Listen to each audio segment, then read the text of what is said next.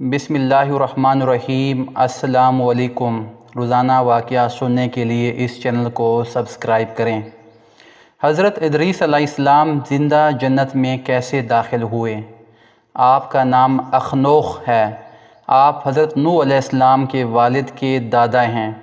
حضرت آدم علیہ السلام کے بعد آپ ہی پہلے رسول ہیں۔ آپ کے والد حضرت شیش بن آدم علیہ السلام ہیں۔ سب سے پہلے جس شخص نے قلم سے لکھا وہ آپ ہی ہیں۔ کپڑوں کے سینے اور سلے ہوئے کپڑے پہننے کی ابتدا بھی آپ ہی سے ہوئی۔ اس سے پہلے لوگ جانوروں کی کھالیں پہنتے تھے۔ سب سے پہلے ہتھیار بنانے والے، ترازو اور پیمانہ قائم کرنے والے اور علم نجوم و حساب میں نظر فرمانے والے بھی آپ ہی ہیں۔ یہ سب کام آپ ہی سے شروع ہوئے۔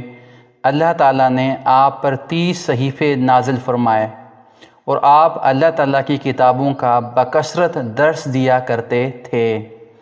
اس لیے آپ کا لقب ادریس ہو گیا، اور آپ کا یہ لقب اس قدر مشہور ہو گیا کہ بہت سے لوگوں کو آپ کا اصلی نام معلوم ہی نہیں۔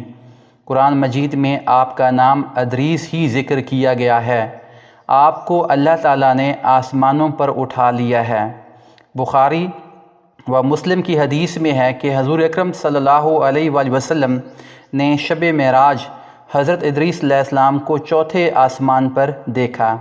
حضرت کعب احبار رضی اللہ تعالی عنہ وغیرہ سے مروی ہے کہ حضرت ادریس علیہ السلام نے ملک الموت سے فرمایا کہ موت کا مزہ چکھنا چاہتا ہوں، کیسا ہوتا ہے؟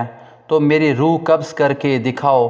ملک الموت نے اس حکم کی تعمیل کی اور روح قبض کر کے اسی وقت آپ کی طرف لوٹا دی اور آپ زندہ ہو گئے۔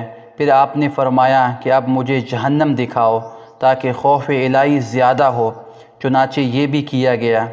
جہنم کو دیکھ کر آپ نے داروغہ جہنم سے فرمایا کہ دروازہ کھولو، میں اس دروازے سے گزرنا چاہتا ہوں۔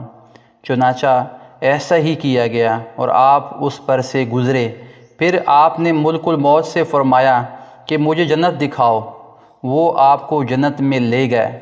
آپ دروازوں کو کھلوا کر جنت میں داخل ہوئے۔ تھوڑی دیر انتظار کے بعد ملک الموت نے کہا کہ اب آپ اپنے مقام پر تشریف لے چلیے۔ آپ نے فرمایا کہ اب میں یہاں سے کہیں نہیں جاؤں گا۔ اللہ تعالیٰ نے فرمایا کہ کل نفس ذائقۃ الموت، تو موت کا مزہ ہی چکھ چکا ہوں، اور اللہ تعالیٰ نے فرمایا ہے کہ ہر شخص کو جہنم پر گزرنا ہے، تو میں گزر چکا، اب میں جنت میں پہنچ گیا۔ اور جنت میں پہنچنے والوں کے لیے خداوند قدوس نے یہ فرمایا ہے کہ جنت میں داخل ہونے والے جنت سے نکالے نہیں جائیں گے۔ اب مجھے جنت سے چلنے کے لیے کیوں کہتے ہو؟